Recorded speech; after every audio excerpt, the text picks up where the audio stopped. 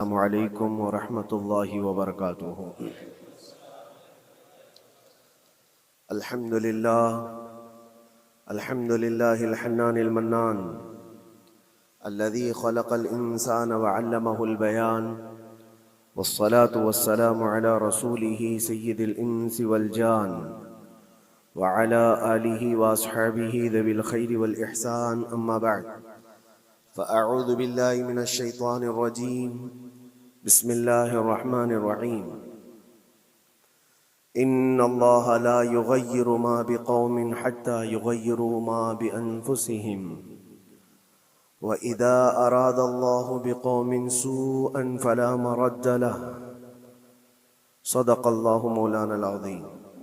بارگاہ رسالت میں آپ صلی اللہ علیہ وسلم میں درود پاک کا ہدیہ پیش کریں۔ اللہم صلی علی سیدنا محمد معدن الجود والکرم وآلہ واصحابہ الکرام وابنہ الکریم وبارک وسلم صلاة دائمة سرمدا ابدا۔ حالات زمانہ کے اعتبار سے اور ہماری حالتوں کے اعتبار سے ایک بہت ہی عمدہ شعر ہے جو بالکل صادق آتا ہے۔ قوت فکر و عمل پہلے فنا ہوتی ہے، قوت فکر و عمل پہلے فنا ہوتی ہے جب کسی قوم کی شوکت پہ زوال آتا ہے۔ یوں ہی کوئی قوم نہیں مرتی، کسی قوم کے اوپر زوال آتا ہے تو سب سے پہلے اس قوم کے اندر سوچنے سمجھنے کی صلاحیت ختم ہو چکی ہوتی ہے، تب جا کر کے زوال آتا ہے۔ آج اس شعر کو میں پڑھتا ہوں تو محسوس ہوتا ہے کہ ہماری قوم پر یہ شعر صادق آتا ہے۔ قوت فکر اور عمل یہ پہلے رخصت ہو گئی ہے، جس کی وجہ سے یہ زوال آ رہے ہیں۔ لوگ اب حادثوں پر بیٹھ کر کے چرچا کرتے ہیں، حادثہ ہونے سے پہلے جو فکر ہونی چاہیے وہ مفقود ہے۔ گھر جلنے کے بعد پھر میٹنگ کرنے کا مطلب کیا ہے؟ اس سے سیفٹی کے لیے پہلے سے انتظامات ہوں تو اس کو لائق و فائق اور دانش مندی سمجھا جائے گا۔ آج کے وہی حالات ہیں میرے عزیزوں۔ آپ کو پتہ ہے کچھ قومیں ایسی ہیں جو فیوچر پلاننگ کے لیے 100 سال کے بعد کا سوچتی ہیں، جبکہ یہ اسلام کا حصہ تھا۔ نبی کونین صلی اللہ علیہ وسلم نے 1400 سال بعد ہونے والی چیزوں کی پیشین گوئی فرمائی کہ نہیں فرمائی؟ اللہ کے نبی صلی اللہ علیہ وسلم نے 1000 سال بعد پیدا ہونے والی چیزوں کو پہلے سے بتایا تھا کہ نہیں؟ یہ ساری چیزیں نبی آخر الزمان صلی اللہ علیہ وسلم نے جو بتایا، مطلب یہی تھا کہ اس وقت کے لوگوں کو ضرورت تو نہیں تھی ان حالات کی، پھر بھی حضور ان کو بتا رہے تھے، صحابہ کو۔ آج جو چیزیں پیدا ہونے والی ہیں وہ رسول پاک کو پتا تھا، 1000 سال بعد ہونے والی چیزیں ہیں، لیکن اس وقت کے صحابہ کو یہ باتیں کیوں بتائی جا رہی تھی؟ ان کے حالات تو اس وقت کے نہیں تھے ویسے۔ اس کے باوجود نبی پاک صلی اللہ علیہ وسلم نے ان کو 1000 سال بعد ہونے والی چیزوں کی باتیں اس لیے بتائی کہ یہ دین اسلام فیوچر پلاننگ کے لیے کتنا ایکٹیو ہے یہ سمجھو، آگے کے لیے۔ اس لیے بتایا گیا کہ صحابہ اپنی اولاد کو اور وہ اپنی اولاد کو یہ بات منتقل کرتے جائیں اور آنے والے حادثوں سے پہلے سے ذہن پریپیئر رہے، تیار رہے۔ دجال کے فتنے کا ذکر کتنی مرتبہ حدیث پاک میں آیا۔ امت کو نبی پاک صلی اللہ علیہ وسلم نے یوں ہی نہیں چھوڑ دیا۔ دجال کا فتنہ آئے گا، یاجوج ماجوج کا فتنہ آئے گا، یہ ساری چیزیں بتائی گئی کہ نہیں؟ ہر مسلمان تقریباً جانتا ہے آخر زمانے میں ایک بہت بڑا فتنہ دجال کی صورت میں ظاہر ہوگا۔ تو یہ باتیں اتنے 100 سالوں سے چل رہی ہیں کہ ذہن تیار ہے اس فتنے کو کہ اگر ایسا فتنہ آیا تو ایمان پر ڈٹے رہنا ہے، جمے رہنا ہے۔ یہ بات ہوتی ہے آگے آنے والے حادثات سے قوم کو باخبر رکھنا۔ آج جو حالات ہیں، جب کبھی کوئی چیز لٹ جائے تو سارے لوگ سڑکوں پر آ جائیں گے یا پھر کسی نشستگاہ پر بیٹھ کر کے رات بھر میٹنگ کر کے چلے جائیں گے۔ یہ حادثے ہونے کے بعد کے جو حالات ہیں یہ وہی چیزیں درشا رہی ہیں کہ قوت فکر و عمل فنا ہو گئی ہے۔ قیادت ہمارے ہاں مفقود ہے، کسی ایک قائد کے تحت کوئی ساری قوم آنا نہیں چاہتی۔ آپ کیا سمجھتے ہیں کہ جو ہمارے ساتھ حالات پیش آ رہے ہیں، کبھی مسجدوں کو لے کر، کبھی خانقاہوں کو لے کر، کبھی بزرگوں کے نام کو لے کر، اب ہمارے وقف کی جائیداد کو لے کر، یہ سارے جو معاملات ہیں یہ اچانک آنے والی چیزیں نہیں ہیں۔ بھانپ لیا گیا ہے تمہاری پوری طبیعت کو، تمہارے مزاج کو، کہ فکر و عمل کی قوت ان کی ختم ہو چکی ہے۔ ان کو دو چند چیزوں میں ہی راضی کیا جا سکتا ہے۔ دنیا یہ سمجھ رہی ہے، جس کی وجہ سے کھلواڑ پر کھلواڑ ہوتے چلے جا رہے ہیں، اور ان کو یہ بھی پتہ ہے کہ یہ کچھ نہ کر سکیں گے۔ میرے عزیزو، آپ نا امید اور مایوس نہ ہو کہ ہم سے کچھ نہیں ہوگا۔ اللہ کریم چاہے تو ایک بندے سے بھی پوری دھرتی پر زلزلہ لا سکتا ہے۔ اللہ کریم کی ذات پر یقین اور توکل رکھو۔ سرکار غریب نواز ہندوستان آئے تھے تو بہت بڑی فوج لے کر نہیں آئے تھے، اللہ کی ذات پر بھروسہ کر کے آئے تھے، اور 90 لاکھ لوگوں کے دلوں میں چراغ اسلام جلا دیا تھا۔ وہ یقین اور توکل کے ساتھ آئے تھے۔ آج لوگوں کے دلوں کے اندر جو مایوسی اور نا امیدی ڈالی جا رہی ہے کہ کچھ ہوگا نہیں، ابھی کچھ کرنے سے کچھ نہیں ہوگا، یہ نا امیدی اور مایوسی تمہاری طبیعت میں کیوں آئی؟ کیا تمہارا رب تبارک و تعالیٰ کی ذات پر یقین کمزور ہو گیا؟ اگر یہ اس طرح کی بیماری آئی ہے تو پھر بدر پڑھ لینا۔ جب رسول پاک صلی اللہ علیہ وسلم کے ساتھ وہ صحابہ جا رہے تھے، ان کو اچھی طرح پتا تھا کہ سامنے آنے والی فوج کتنی طاقت لے کر آ رہی ہے۔ 1000 لوگ آ رہے ہیں، ہاتھی گھوڑے ان کے پاس، ہتھیار اور اسباب ان کے پاس ہیں، کھانے پینے کی مزے کی ساری چیزیں لے کر کے آ رہے تھے مکہ والے، اور ادھر صحابہ ننگے پیر ہیں۔ 313 کے پاس 4 گھوڑے ہیں، پیدل چلے آ رہے ہیں، چھاؤں لینے کے لیے کوئی جگہ تک نہیں ہے ان کے پاس۔ ایک کھجور کسی کے پاس ہو تو 10 لوگ اس پر اکتفا کر لیں۔ فاقے پر فاقہ کرنے والے وہ صحابہ، لیکن انہوں نے یہ نہیں کہا کہ اللہ کے نبی صلی اللہ تعالیٰ علیہ وسلم سے کہ ہمارے پاس اسباب کی کمی ہے، ہتھیار کی کمی ہے، کچھ نہیں، ہمارے پاس سواری نہیں ہے۔ بغیر سواری کے 180 کلومیٹر مدینے سے چل کر کے وہ بدر پہنچے تھے، بدر تک پہنچے تھے، اور اس وقت اپنی ساری محنتیں، اپنی ساری قوتیں انہوں نے زمین پر لا کر رکھ دی۔ پھر بدر کے میدان میں جب پہنچے تب اللہ کریم کی بارگاہ میں دعا کیا تھا میرے مصطفیٰ نے، اے اللہ اگر اس نہتی قوم کو تو نے فتح نہیں دی تو پھر قیامت تک اس روئے زمین پر سجدہ کرنے والا کوئی نہیں ہوگا۔ یہ محبوبانہ انداز تھا میرے مصطفیٰ کا۔ وہ دعا مدینے میں بیٹھ کر کے بھی تو کر سکتے تھے۔ 180 کلومیٹر دور اتنی مصیبت میں دھوپ میں چل کر کے جانے کی کیا بات تھی؟ ننگے پیر صحابہ گئے ہیں، فاقے پر فاقہ کیے ہوئے، وہ مدینے میں بیٹھ کر دعا کرتے تو کیا رحمت للعالمین کی دعا قبول نہیں ہوتی؟ لیکن مصطفیٰ کریم صلی اللہ علیہ وسلم نے یہ مزاج دیا ہے، پہلے فکر و عمل میدان میں لاؤ پھر دعا کرو، اللہ کی مدد آتی ہے۔ یہاں ہم بیٹھ کر کے یہیں سے دعا کی مدد آتی ہے، یہاں ہم بیٹھ کر کے یہیں سے دعا کرتے ہیں، کچھ کرنا نہیں ہے، بدلنا نہیں ہے، اور فکر و عمل کو لانا نہیں ہے، تو پھر صرف یہاں بیٹھ کر کے دعا کرنا، یہ تو میرے عزیزوں عورتوں کو اس سے ذمہ داری دی گئی ہے کہ تم میدان عمل میں آ نہیں سکتی، تم اپنے گھروں سے دعا کرو اپنے بھائیوں کے لیے۔ لیکن یہ کام تو اب سارے مردوں نے بھی لے لیا ہے۔ بہرحال قوت فکر و عمل پہلے فنا ہو جاتی ہے جب کسی قوم کی شوکت پہ زوال آتا ہے۔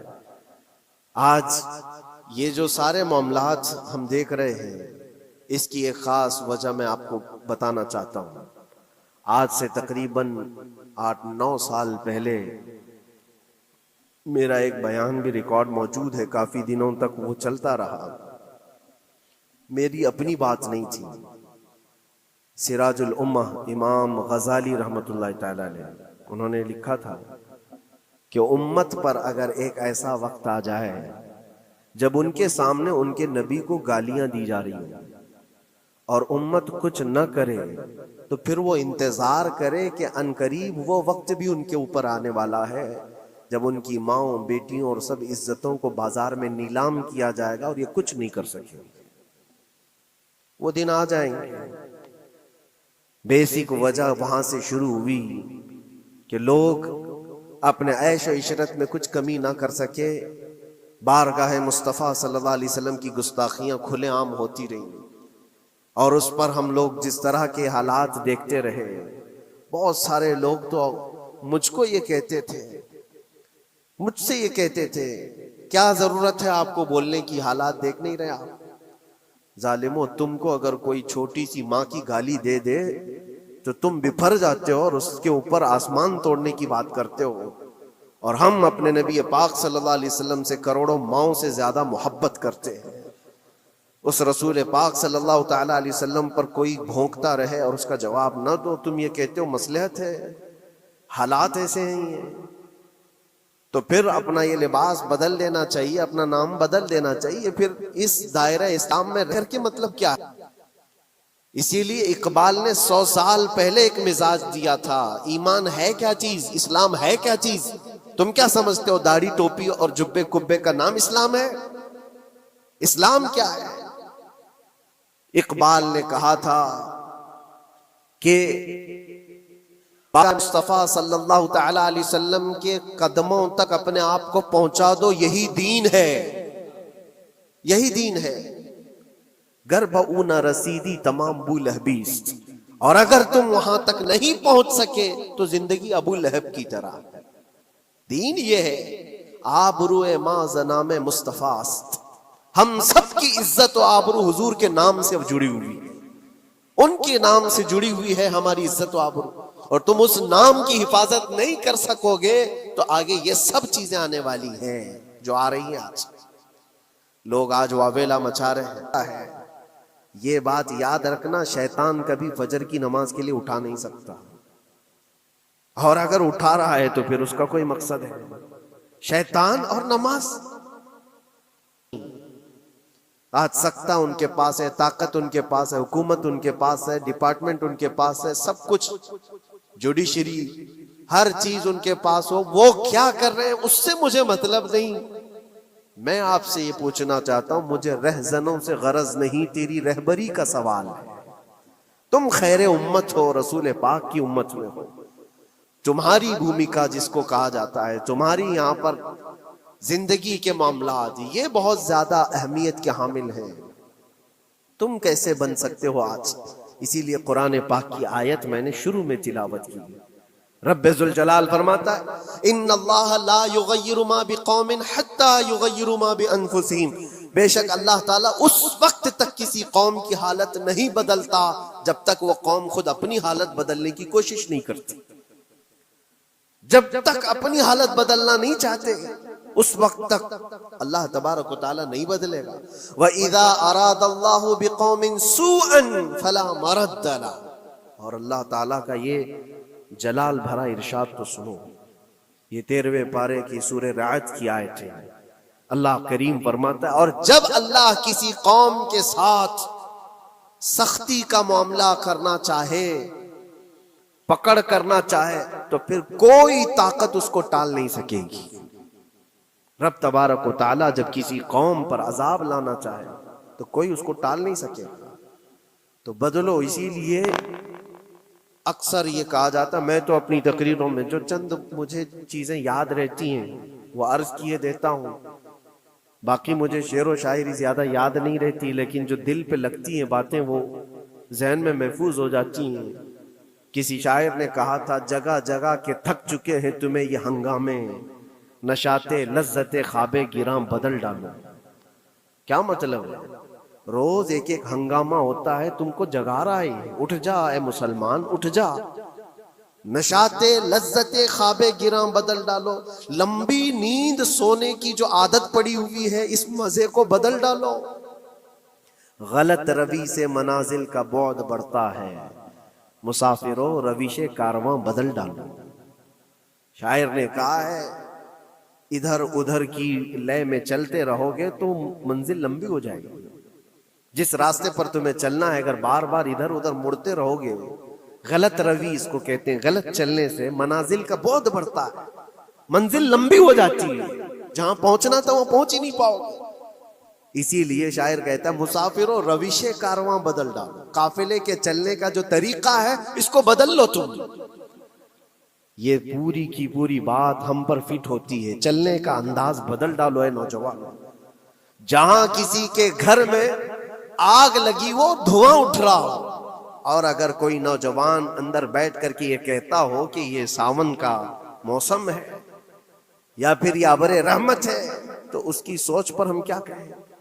صرف ہندوستان کے نہیں، پوری دنیا بھر کے فلسطین کے مظلوم بچوں کی لاشیں دیکھتے ہو اور شیئر کر کے آگے بڑھ جاتے ہو. ان کی چیخیں، ان کے ڈاک کے ملبے، ان کا ڈھیر، ان کے تباہ و برباد گھر، ایک ایک قبر میں 80 لوگوں کی لاشیں، یہ سب کیا تم نہیں دیکھتے؟ شیئر کر کے آگے بڑھ جاتے ہو. یہی تو ہنگامے ہیں جو تمہیں دھگا رہے ہیں. جگہ جگہ کے تھک چکے ہیں تمہیں یہ ہنگامے خود ہی تھک گئے. یہ اٹھتا نہیں ہے. ایک دور وہ تھا 100 سال پہلے کا، جب یہاں پر موجود انگریز اس قوم کو دیکھ کر یہ کہنے پر مجبور ہو گیا تھا، یہ فاقہ کش موت سے ڈرتا نہیں ذرا. بھوکیوں پر بھوکا رہتا ہے لیکن موت سے ڈرتا نہیں. روح محمدی اس کے بدن سے نکال دو. روح محمدی ان کے بدن میں تھی. انگریز تھر تھراتے تھے. اس قوم کا کوئی جواب ہی نہیں ہے. سب سے زیادہ اگر کسی چیز سے ڈرایا جا سکتا ہے تو موت سے، اور یہ قوم ایسی ہے کفن تو اپنے کندھے پر لے کر گھومتی ہے، جہاں موت آ جائے سو جائے. یہ فاقہ کش موت سے ڈرتا نہیں ذرا. روح محمدی اس کے بدن سے نکال دو. یہ کس کی بات تھی؟ یہ انگریزوں کی بات تھی. اور آج حالات بدل گئے ہیں. سارا کا سارا زمانہ تم پر آج بھوکے بھیڑیا کی طرح جھپٹ پڑا ہوا ہے.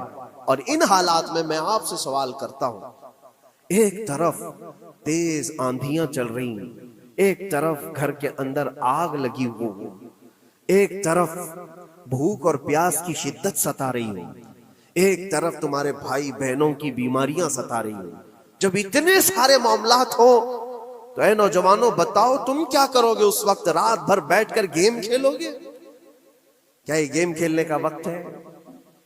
اس نوجوان پر کیا یہ افسوس نہیں ہوتا کہ اس کے پوری امت کے حالات ایسے ہیں کہ بچوں کی چیخیں نکل رہی ہیں اور اس کو پب جی سے فرصت نہیں ہے، ریل بنانے سے فرصت نہیں ہے، یہ مجرے کرتا ہوا گھوم رہا ہے. مسجدیں ویران کیوں ہیں؟ خالی کیوں ہیں؟